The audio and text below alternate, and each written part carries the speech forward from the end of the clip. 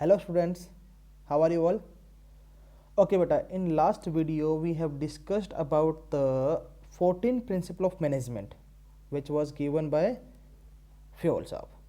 But in this video we will discuss about the scientific management theory which was given by Frederick Winslow Taylor. In short we can say F.W. Taylor. Clear है बेटा? लेकिन हम in scientific theories को जानने से पहले, इनके scientific management को जानने से पहले, इनके साइंटिफिक प्रिंसिपल्स ऑफ मैनेजमेंट को जानने से पहले we should know something about this person. Okay, and for this you can see here a definition which was given by him, that is, in the past the man has been first. Past में देखा है तो man was the only one person who can do each and everything according to his need, है ना. In the future the system must be the first. देखो बेटा, इन्होंने बोला इन फ्यूचर क्या होगा, the system must be the first. System follow किया जाएगा, सिस्टम के थ्रू हर काम होगा, सिस्टम होगा तो ही सारे काम प्रॉपरली चलेंगे. But the first object of any good system must be that of developing first class man. तो किसी भी सिस्टम का मेन मोटिव जो होगा, जो भी हम क्रिएट कर रहे हैं उसका ऑब्जेक्टिव क्या होगा, to develop a first class man. तो मतलब मेन फोकस तो हमेशा मैन पे रहेगा, एक इंसान पे रहेगा कि उसको उस डेवलपमेंट के ऊपर हम मेनली फोकस करें. तो इनका यही मानना था. कि ये मानना क्यों था, क्योंकि ये हर एक काम को साइंटिफिकली किया करते थे, भले वो छोटा काम क्यों ना हो. एक छोटे छोटे और बड़े से बड़े काम में ये क्या करते थे, अपने साइंटिफिक अप्रोच को इन्वॉल्व करते थे, जिसके थ्रू होता क्या था कि जो वेस्टेज ऑफ रिसोर्सेज था वो बिल्कुल कम होता था, एंड जो प्रोडक्टिविटी थी that enhance and efficiency of employees also enhance due to his scientific techniques. Okay, तो अब हम बात करते हैं एफ.डब्ल्यू. टेलर साहब की प्रॉपरली. तो he is also known as a father of scientific management. He was born in a wealthy US family in 1856. He was graduated from Stevens Institute of Technology as a mechanical engineer in 1883. Yes. तो अब हमने बात की कि he was known as a father of scientific management. तो क्यों? तो बोल रहा है because he believed that there must be a scientific inquiry and method tools while performing any activity to improve or enhance workers' efficiency and to reduce wastage of resources. समझना बेटा इसको ध्यान से. क्यों बोला उन्होंने, ताकि जो उनका जो बिलीव था वो किस में था कि there must be a scientific inquiry, scientific methods, scientific tools. मतलब वो हर एक चीज़ को साइंटिफिकली लेके चलते थे. कब? जब परफॉर्म किया जाए किसी भी एक्टिविटी को, ताकि हम उसको इम्प्रूव कर सकें, उसको एनहांस कर सकें. किस लेवल पर? At the level of workers efficiency. And क्या कर सकें? रिड्यूस कर सकें जो रिसोर्सेज का वो जो वेस्टफुल यूज़ हो रहा है उसको हम क्या कर सकें? रिड्यूस कर सकें. तो यहाँ पर इनका मेन मोटिव क्या था कि हम साइंटिफिक इंक्वायरीज को यहाँ पर फोकस करें, साइंटिफिक मेथड्स के ऊपर फोकस करें, साइंटिफिक टूल्स के ऊपर हम फोकस करें. He developed a theory of management which came to be known as scientific management, जो हम अभी पढ़ रहे हैं बेटा. हाँ जी. तो मेनली जो टेलर ने जो स्ट्रेस किया था on replacing of rule of thumb और ट्रायल एंड एरर मेथड. उनका ये मानना था कि रूल ऑफ थंब जो मेथड है, ट्रायल एंड एरर मेथड है कि करो, नहीं हुआ तो दोबारा करो, उसको दोबारा करने की कोशिश करो. मतलब किसी काम को रिपीट करते रहो, एक ना एक टाइम पे वो ठीक हो जाएगा. ये उस चीज़ में बिलीव नहीं करते थे. इनकी अप्रोच थी साइंटिफिक मेथड्स के ऊपर, कि किसी भी काम को करना है तो पहले उसके ऊपर थिंक ओवर किया जाए, वो साइंटिफिकली इसको सोचा जाए कि कैसे किया जाए ताकि उसके अंदर हम फर्स्ट टाइम में इसको अचीव कर ले. ही propounded 4 scientific principles and scientific techniques to improve management skills of managers. ठीक है, जो मैनेजर की स्किल्स थी उसको इम्प्रूव करने के लिए इन्होंने कुछ टेक्निक्स को propound किया, कुछ साइंटिफिक प्रिंसिपल्स को इन्होंने क्या किया? propound किया. हाँ जी. He believed that there should be mental regulation among workers and management in order to bring maximum result in the organization. अब देखो बेटा, मेंटल रेगुलेशन मतलब कि मेंटली एम्प्लॉयज़ को भी और मैनेजमेंट को भी स्ट्रॉन्ग करना है towards the goal of their organization. दोनों की जो म्यूचुअल अंडरस्टैंडिंग है हमें उसको इम्प्रूव करना है, उसको एनहांस करना है बेटा. ठीक है, इन्होंने उस चीज़ को फोकस किया. हाँ जी। अब कुछ बुक्स थी जो F.W. टेलर साहब ने पब्लिश की, हालांकि इनकी बहुत सारे बुक्स हैं, पर जो अब मैनेजमेंट से लिंक करती है हम उन बुक्स के बारे में डिस्कस करेंगे बेटा यहाँ पर। इन 1903 एंड 1911 में इन्होंने शॉप मैनेजमेंट के ऊपर एक बुक निकाली। देन 1911 के अंदर इन्होंने प्रिंसिपल ऑफ साइंटिफिक मैनेजमेंट, जो न्यूयॉर्क में इन्होंने बुक निकाली थी, लंदन में भी। हाँ जी। उसके बाद बोल रहा है कि जो टेलर्स एक्टिविज्म के टेलर्स साहब थे वो कहाँ कहाँ पर उनकी एक्टिविटी इन्वॉल्व थी, कहाँ कहाँ पर वो एक्टिव थे। तो यहाँ बताया गया है Taylor was president of American society of mechanical engineers. जो American society of mechanical engineers की जो एक सोसाइटी थी बेटा, उसके अंदर ये प्रेसिडेंट थे from 1906 to 1907। The Taylor Society was founded in 1912 by Taylor's allies to promote his values and influences। ठीक है, तो बाद में 1912 में जो टेलर की सोसाइटी की जो वाज फाउंडेड, और किसके थ्रू, टेलर अलाइज के थ्रू, ताकि उनकी वैल्यूज़ को और जो उनकी जो भी साइंटिफिक थ्योरीज थे उनको क्या किया जाए, इन्फ्लुएंस दिया जाए एक। तो बेटा अब हम बात करेंगे साइंटिफिक मैनेजमेंट की। ठीक है, तो यहाँ देखो बता रहा है कि F.W. टेलर साहब ने क्या एक थ्योरी दी थी यहाँ पर। Scientific management means knowing exactly what you want man to do and seeing that they do it in best and cheapest वे।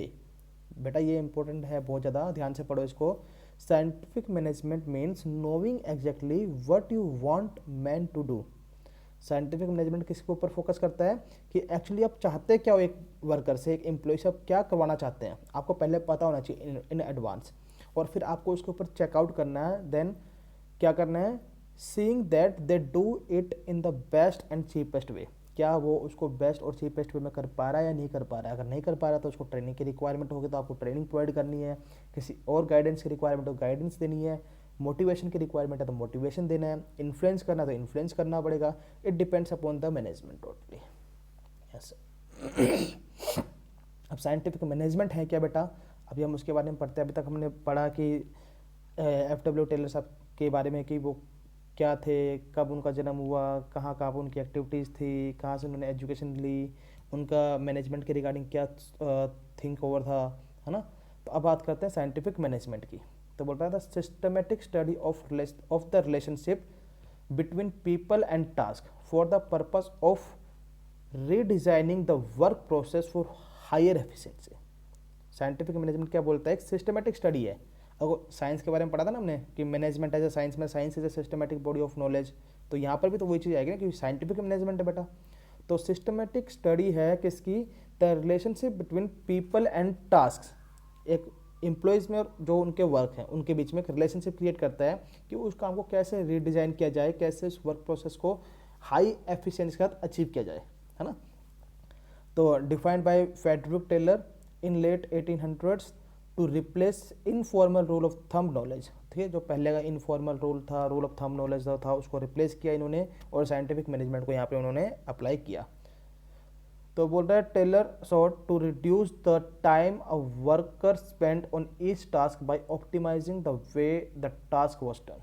ठीक है, मतलब वो हर एक काम के ऊपर मतलब फोकस करते हैं, भले छोटे छोटा काम क्यों ना हो, कि उनके ऊपर जो वर्कर का टाइम जो लग रहा है, वो टाइम कितना लग रहा है उसको भी वो प्रॉपर नोटिस क्या करते थे। उनकी अपनी जो थ्योरीज थी, ये जो साइंटिफिक मैनेजमेंट के प्रिंसिपल्स हैं, इनको प्रपाउंड करने से पहले भी उन्होंने कुछ इस टाइप की जो वी कैन से रिसर्च वगैरह की थी, जिनके थ्रू ये आइडेंटिफाई कर पाए थे कि हमें साइंटिफिक मैनेजमेंट की रिक्वायरमेंट क्यों है। हाँ जी, साइंटिफिक मैनेजमेंट अगला पॉइंट फिर आता है, it is an art of knowing what exactly you want from your man to do. Same वही पॉइंट आ गया कि आप अपने एम्प्लॉई से, अपने मैन से क्या चाहते हैं। Then seeing it that it is done in best and possible manner, क्या वो उसको बेस्ट और पॉसिबल मैनर में कर रहा है, तो यही क्या है, साइंटिफिक मैनेजमेंट है। In simple words it is just an application of science to management. वही बात आ गई ना बेटा कि क्या है, it is just an application of science into the management, कि साइंस को मैनेजमेंट में हम क्या कर रहे हैं, लिंक कर रहे हैं डायरेक्टली। तो the systematic study of relationship between people and task for the purpose of redesigning the work process to increase efficiency, ये हम पहले पढ़ चुके हैं। हाँ जी, अब इसका ऑब्जेक्टिव क्या है साइंटिफिक मैनेजमेंट का, तो बोल रहा है to secure the maximum prosperity for the employer and employee, to secure the maximum prosperity for the employer and employee, employers के लिए भी और एम्प्लॉय के लिए। एम्प्लॉयर के लिए प्रॉस्पेरिटी कैसे आएगी, तो बोल रहा है maximum prosperity of employer includes development of each branch of the business, कि बिजनेस की जितने भी ब्रांच है उन सबकी डेवलपमेंट होगी, तो ऑब्वियस सी बात है जो एम्प्लॉयर है उसकी प्रॉस्पेरिटी इंक्रीज होगी। और एम्प्लॉय के लिए क्या बोला है कि maximum prosperity of employees include to develop each man to a state of maximum efficiency, मतलब अगर हर एक एम्प्लॉई अपनी मैक्सिमम एफिशिएंसी लेवल से वर्क करेगा तो ऑटोमेटिकली उसकी प्रॉस्पेरिटी क्या होगी, एनहांस होगी। हाँ जी बेटा। फिर अब हम बात करते हैं साइंटिफिक मैनेजमेंट की जो प्रिंसिपल्स की। तो प्रिंसिपल ऑफ मैनेजमेंट मेनली हम इस चैप्टर के बारे में पढ़ रहे हैं, जिसके अंदर हमने 2 पार्ट्स में पढ़ा है इसको, हेनरी फ्यूल के साथ पढ़ा, फिर FW टेलर के साथ आप पढ़ रहे हैं, है ना। हेनरी फ्यूल के साथ हम 14 प्रिंसिपल जो पढ़े थे बेटा आपके सामने ये हैं, आप इनको पढ़ चुके हैं, है ना। उसके बाद अब हम बात करेंगे किनकी, FW टेलर साहब की। तो FW टेलर साहब ने मेनली प्रिंसिपल्स एंड टेक्निक्स 2 चीज़ें दी हैं, ध्यान देना, principles and technique, they are 2 things. तो प्रिंसिपल इनके टोटल 4 थे और टेक्निक्स आपके सामने है बेटा। देखो प्रिंसिपल क्या कौन कौन से थे, science not the rule of thumb, पहला प्रिंसिपल था इनका। सेकंड प्रिंसिपल था harmony not discord. Third principle था कोऑपरेशन नॉट इंडिविजुअलिज्म। फोर्थ इनका प्रिंसिपल था development of one and every worker to his और हर ग्रेटेस्ट और ग्रेटर एफिशिएंसी एंड प्रॉस्पेरिटी। ठीक है, जो हमें अभी हम डिस्कस करेंगे। उसके बाद हम नेक्स्ट वीडियो में डिस्कस करेंगे उसके टेक्निक्स के बारे में। ठीक है, जब हम इसको डिस्कस करेंगे तब इसको हम देखेंगे बेटा। हाँ जी, तो अब स्टार्ट करते हैं main point, principles of scientific management. Yes, तो प्रिंसिपल ऑफ साइंटिफिक मैनेजमेंट को हमने देखा कि 4 पार्ट्स में डिवाइड करना है। First point is science not rule of thumb, then harmony not discord, then cooperation not individualism, then development of every person to his or her greatest efficiency and prosperity।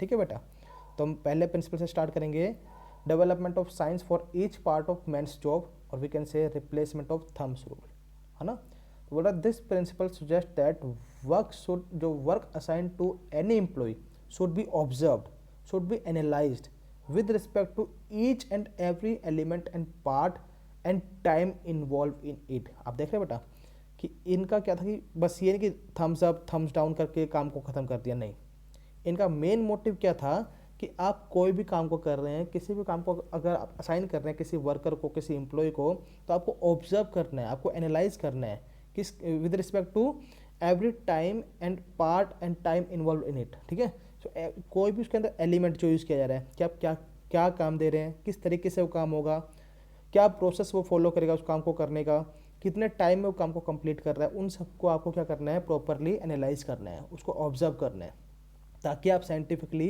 एक proper decision ले सकें कि वो जो काम उसके द्वारा किया जा रहा है इज इट गुड और नॉट, क्या वो एफिशिएंट वर्क है या नहीं है ना। तो यहाँ पर वो बोल रहा है अंडर बोला this means replacement of all rule of thumb by use of method of inquiry, investigation, data collection, analysis and framing of rules. देखो बेटा, पहले जो था कि भाई मेथड ऑफ क्या था कि रूल ऑफ थंब था कि भाई थम्स अप थम्स डाउन करके काम कर दिया, कंप्लीट हो गया, ठीक है, नहीं हुआ तो उसको ठीक करो, कैसे करो वो फोकस करना। इन्होंने क्या किया, मेथड ऑफ इंक्वायरी के ऊपर फोकस किया कि आपको इंक्वायरी करनी है, आपको इन्वेस्टिगेशन करना है, आपको डाटा को कलेक्ट करना है हर एक एम्प्लॉयज़ के, आपको उसको फिर एनालाइज करना है, फिर उसके बेस पर आपको क्या करना है, रूल फ्रेम करने हैं। ठीक है, तो वो यहाँ पर इन्होंने बताया कि इनको रूल फ्रेम करने के लिए क्या बोल दिया कि आप रूल फ्रेम तब कर पाओगे जब आप उसको एनालिसिस कर पाओगे, किस चीज़ को, जो आपने डाटा कलेक्ट किया है। डाटा कलेक्ट करने के लिए आपको क्या करना पड़ेगा, इन्वेस्टिगेशन करनी पड़ेगी, इंक्वायरी करनी पड़ेगी। तो इन्होंने इस चीज़ के ऊपर ज़्यादा फोकस किया। तो बोल रहे हैं अंडर साइंटिफिक मेथड और management decisions are made on the basis of facts and by the application of scientific decisions. ठीक है, तो साइंटिफिक मैनेजमेंट के अंदर क्या करते हैं, मेनली जो डिसीजंस लिए जाएंगे वो फैक्ट के थ्रू लिए जाएंगे, एक साइंटिफिक डिसीजन के थ्रू लिए जाएंगे। ठीक है बेटा, हाँ जी। Science not the rule of thumb को हम दूसरे तरीके से समझते हैं। बोला this principle says that we we should not get stuck in a set routine with the old techniques of doing work. ठीक है, मतलब हमें सिर्फ ओल्ड टेक्निक के भरोसे नहीं बैठे रहना है, rather we should be constantly experimenting to develop new technique which makes the work much simpler, easier and quicker. हमें अपने जो ओल्ड टेक्निक्स को छोड़ करके नई टेक्निक्स के ऊपर आना पड़ेगा, उन नए टेक्निक्स के थ्रू जिसके थ्रू हम अपने काम को सिंपलेस्ट वे में कर सकें, ईजियर वे में कर सकें और क्विकर वे में कर सकें. जी बोल रहा है there should be a scientific study and analysis of each element of a job in order to replace the old rule of thumb and approach और हिट और ट्रायल मेथड जो भी है उसको हम क्या करना है, छोड़ करके साइंटिफिक मेथड की तरफ भागना है. साइंटिफिक जो एलिमेंट है उसकी तरफ जाना है बजाय कि rule of thumb and hit and trial method की तरफ. ठीक है, we should be constantly experimenting to develop new techniques. अब देखो बेटा, हर एक बिजनेस के अंदर, हर एक ऑर्गेनाइजेशन के अंदर मेनली फोकस होता है कि आप कॉन्स्टेंट रिसर्च करते रहें, कॉन्स्टेंटली न्यू इनोवेशंस या इन्वेंशंस करते रहें. ठीक है, कॉन्स्टेंटली एक्सपेरिमेंट्स करते रहें, नई टेक्निक्स को जनरेट करते रहें. उससे क्या होगा कि आपका काम बहुत ईजी वे में, बहुत सिंपल वे में हो जाएगा आराम से. तो बोल रहे हैं scientific method involve investigation of traditional method through work study, unifying the best practice and developing standards.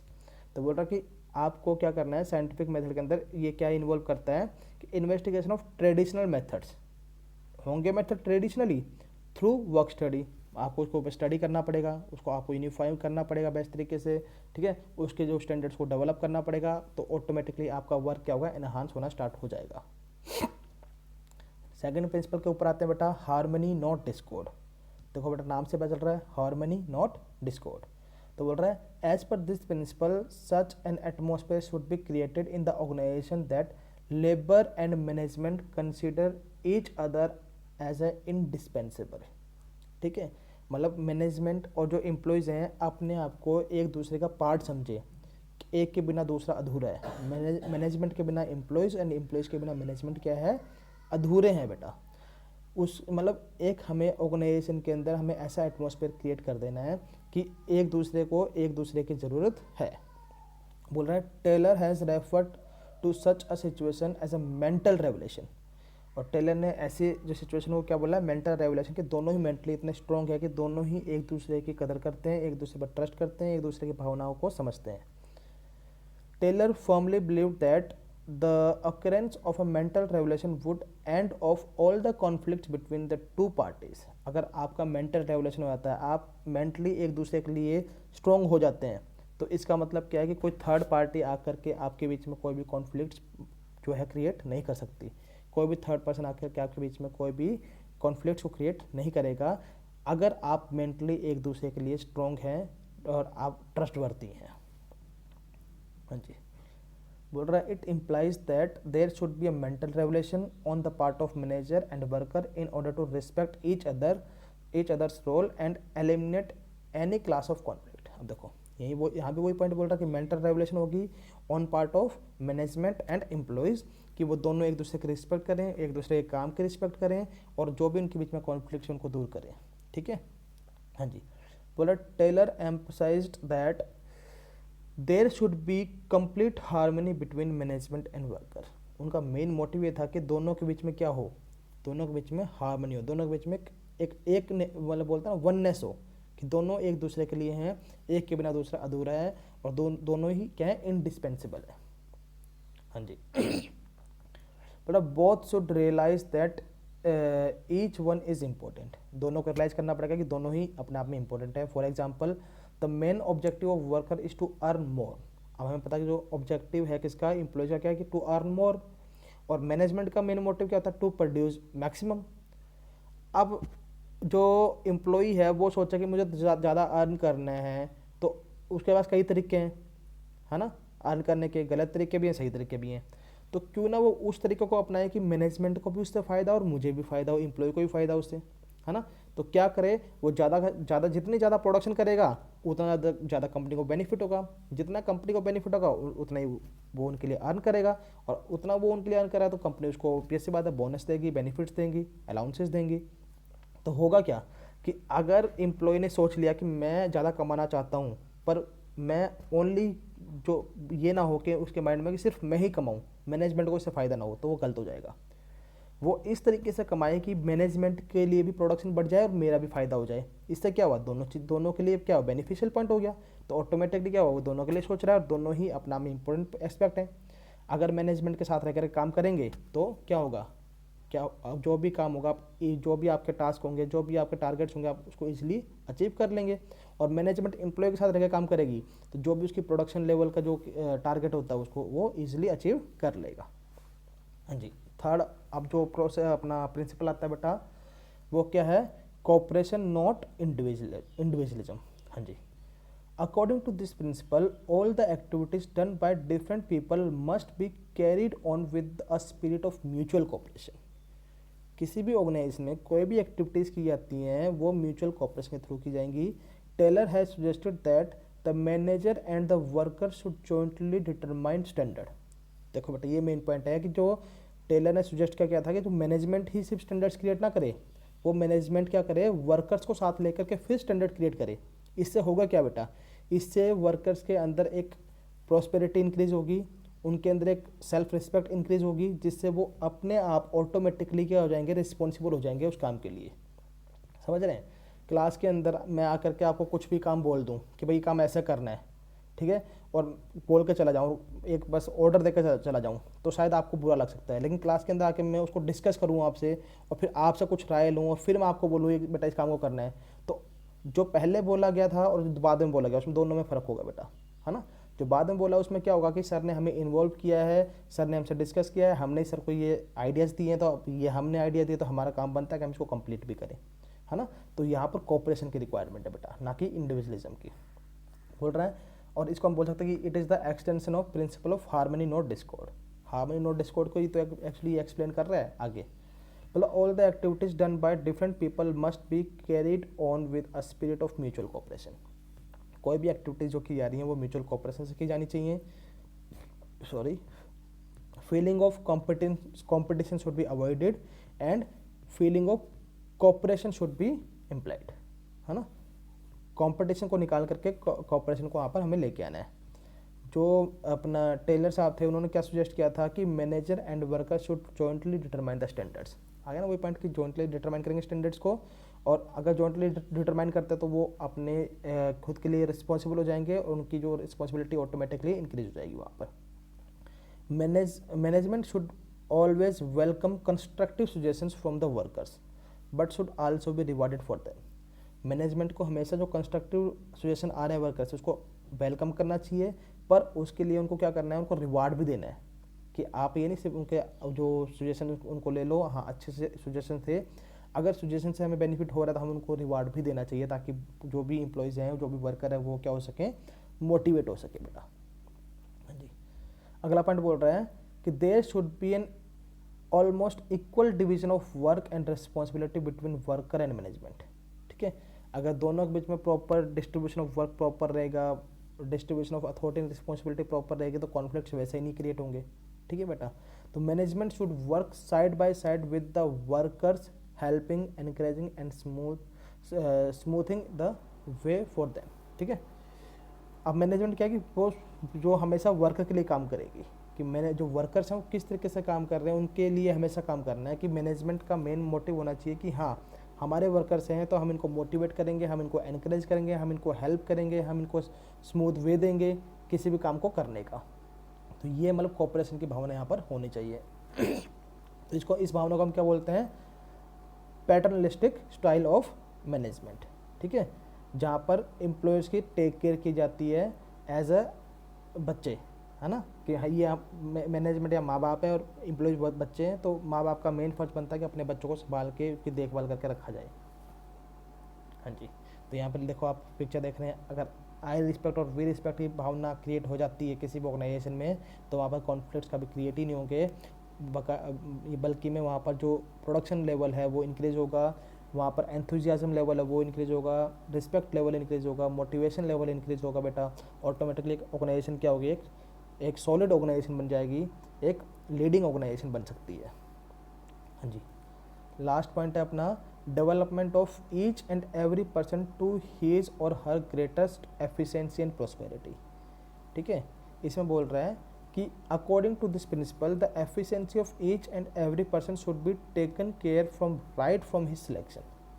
जैसे ही आप किसी एम्प्लॉय को सिलेक्ट कर लेते हैं उसी टाइम से आपको चेकआउट करना है कि क्या इसकी एफिशिएंसी है, क्या किस फील्ड में ये अच्छा काम कर सकता है। ठीक है, a proper arrangement for of everybody's training should be made, और उसी के बेस पर क्या करना है, उनकी प्रॉपर ट्रेनिंग की जो व्यवस्था वो करवानी है, ताकि उनको विद ट्रेनिंग हम एक काम के अंदर उतार सकें, ताकि वो साइंटिफिकली उसको अच्छे तरीके से कर सकें।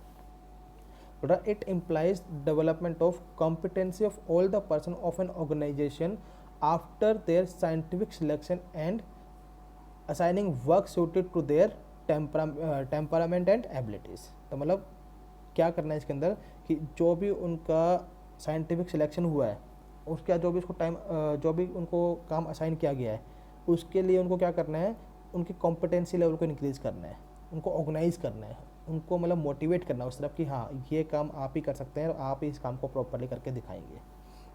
हाँ जी बोल रहा है there will increase the productivity by utilising the skills of the worker to the fullest possible extent. अगर आप वर्कर का फुलेस्ट पॉसिबल एक्सटेंट जो है यूज़ करते हैं, उसका फुल जो मैक्सिमम कैलिबर को आप यूज़ करते हैं, तो ऑटोमेटिकली वर्कर आपके लिए प्रोडक्टिविटी निकाल कर लेकर आएगा कहीं ना कहीं से भी। हाँ जी, it should also be taken care that each individual should be allotted work according to his ability and interest. ये बात ध्यान रहे बेटा कि जो भी काम आप एम्प्लॉयज़ को दे रहे हैं, जो भी काम मैनेजमेंट एम्प्लॉय को दे रही है, वो उसकी एबिलिटी और उसके इंटरेस्ट के अकॉर्डिंग होनी चाहिए, अदरवाइज वो उस काम को प्रॉपरली नहीं कर पाएगा या कर पाएगी। और such a caring attitude would create a sense of enthusiasm among the employees and feeling of belongingness too. अगर इस टाइप का आप केयरिंग नेचर शो करेंगे तो इससे क्या होगा बेटा, इससे आपका एंथुजियाज्म एंड एम्प्लॉयज़ की बिलोंगिंगनेस क्या होगी, इम्प्रूव होगी, एनहांस होगी बेटा। हाँ जी, तो बेटा अभी तक हमने जो साइंटिफिक मैनेजमेंट पढ़ा, साइंटिफिक मैनेजमेंट में टेलर के बारे में पढ़ा, उनके थ्योरीज के बारे में पढ़ा, है ना, उनका प्रिंसिपल पढ़ा मेनली कि science not the rule of thumb, harmony not discord, cooperation not individualism, development of the worker to the greatest efficiency and prosperity. बहुत ईजी है बेटा, जैसे फ्यूल के 14 प्रिंसिपल थे, वैसे टेलर के कितने प्रिंसिपल है, ओनली 4 प्रिंसिपल्स हैं। तो ये 4 प्रिंसिपल आपको दिखने सामने बेटा एक साथ, तो ये आपने याद कर लेना प्रॉपर, अपनी जो नोटबुक है उसके अंदर इसको आपको नोट कर लेना है। उसके बाद जो नेक्स्ट वीडियो हमारी रहेगी उसमें हम डिस्कस करेंगे टेक्निक्स के बारे में। तब तक के लिए थैंक यू।